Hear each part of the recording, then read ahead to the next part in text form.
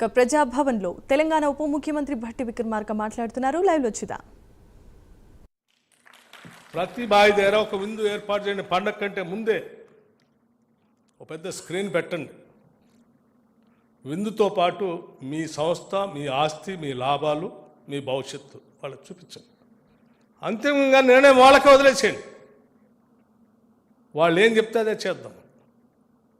కానీ తప్పనిసరిగా మాత్రం వాళ్ళకు వాస్తవ పరిస్థితులు మాత్రం చెప్పాల్సిన బాధ్యత మాత్రం మనందరిది అని చెప్పి వారిని నేను చాలా స్పష్టంగా చెప్పాను. వారికి నేను సింగరేణి CMD గారికి ఇప్పుడు కూడా చెప్తా ఉన్నాను. 12వ తారీఖు అనుకుంటా పండుగ. 11వ తారీఖు నాడు ప్రతి బావి దగ్గర మీరు కార్మిక సోదరులందరికీ పెద్ద ఎత్తున విందు ఏర్పాటు చేయాల్సిందే.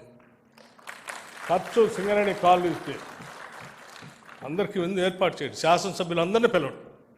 స్థానికంగా ఉన్నటువంటి ప్రజాప్రతినిధులందరినీ పిలుచుకోండి. వాళ్ళందరూ మీ శ్రేయోభిలాషులు. మంత్రులు పిలవండి. నేను కూడా ఒక దగ్గర అటెండ్ అవుతాను. వాస్తవ పరిస్థితులన్నీ వాళ్ళకి ప్రకటించి భవిష్యత్తులో ఏం చేద్దామో కూడా మీరే నిర్ణయం చేయండి. దాన్ని అమలు చేసే బాధ్యత ప్రభుత్వ పరంగా మిమ్మల్ని నిలబెట్టడానికి ప్రభుత్వం తరఫున ఏం కావాలన్నా చేయడానికి మేము సిద్ధంగా ఉన్నాం. కేంద్ర ప్రభుత్వంతో మాట్లాడతాం. ఒరిస్సా పోయి రావాలంటే పోయి వచ్చాం. కేంద్ర మంత్రి గారిని కలవాలంటే కలిసాం.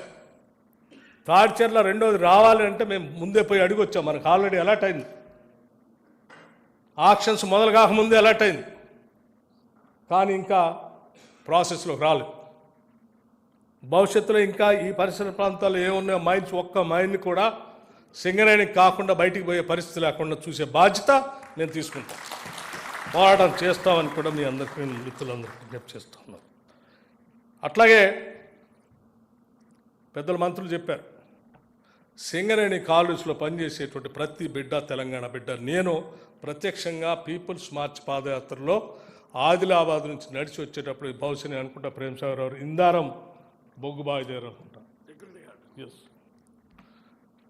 మిట్ట మధ్యాహ్నం ఆ బావి దగ్గర పోయి చూసొద్దామని వెళ్ళాం. ఎండమావుల్లాగా ఇట్లా ఇట్లా కనిపిస్తా ఉంది. అయినా వెళ్ళాం. చూసిన తర్వాత అడిగాను, ఓ సోదరుని అడిగితే జీతం ఎంత బ్రదర్ అంటే 45,000. ఇంకో సోదరుని అదే ఉద్యోగం చేస్తాను ఎంత అంటే 14,000 అని ఉన్నాడు. ఈ శ్రమ దోపిడీ ఎవరు చేస్తూ ఉన్నారంటే బయట ఎవరికో ఇచ్చాము, అవుట్సోర్సింగ్ వాడు చేస్తూ ఉన్నారు. సేమ్ శ్రమ ఆయన చేసేది ఈయన చేసేది. నేనంటున్నాను శ్రమ దోపిడీ జరగటానికి వీల్లేదు. డెఫినెట్గా మినిమం వేజెస్ పెంచాల్సిందే. పెంచడానికి మేము కూడా సిద్ధంగా ఉన్నాం. మీరే minimum wages chairman, board chairman, examine చేయండి. ఏమన్నా అవసరమైతే ఒక కమిటీ వేస్తాం, స్టడీ చేయండి. నేను సంవత్సరం గారు చెప్పింది కూడా విన్నాను. ఒక జీవో ఉంది, దాన్ని ఇంప్లిమెంట్ చేయాలంటే నేను ఇప్పుడే రమ్మని చెప్పాను. చూద్దారా అండి, స్టడీ చేద్దాం, కమిటీ వేద్దాం. వాళ్ళందరూ కలిసి వెల్ఫేర్ గురించి, కార్మికుల వెల్ఫేర్ గురించి మీరు ఏ అడ్వైజ్ చేస్తే వాళ్ళదే ఆస్తి, ఈ ఆదాయం కూడా వాళ్ళదే. వాళ్ళ కోసం కాదు, ఎవరి కోసం ఖర్చు పెడతాం, చేద్దాం రండి అని చెప్పాను.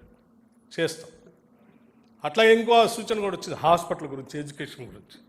100% నేను కూడా ఏకీభవిస్తాను.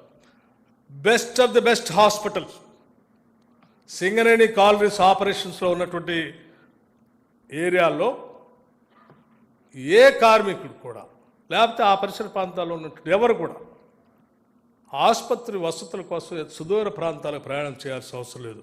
అక్కడే best of the best hospitals మనం ఎస్టాబ్లిష్ చేద్దాం. Will spend this money, will go head. అట్లాగే ఎడ్యుకేషన్ గురించి కూడా ప్రపంచం అంతా ఎటో పోతా ఉంది. ఇప్పుడు మన దగ్గర అద్భుతమైనటువంటి మానవ వనరులు ఉన్నాయి. మన పెట్టుబడి, మన శక్తి అంతా మానవ వనరులే. వాళ్ళని చిన్నప్పటి నుంచే మనం సానబెట్టి అద్భుతమైన వజ్రాలుగా తయారు చేసి పంపిస్తే వీళ్లతో ప్రపంచంలో ఎవరు పోటీ పడలేరు. ఆ సానబట్టేటువంటి విధానమే best of the best education. నేను అన్నాను, మేము ఆల్రెడీ నిన్న అనౌన్స్ చేశాం.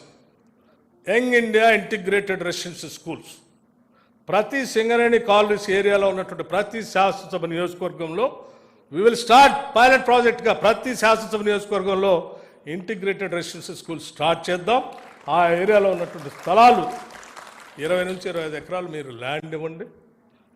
లెవెల్స్ తీసుకొని నీట్గా ఇంటర్నేషనల్ స్టాండర్డ్లో స్కూల్స్ కట్టిద్దాం, హాస్పిటల్స్ పెడదాం. అట్లాగే ముఖ్యమంత్రి గారు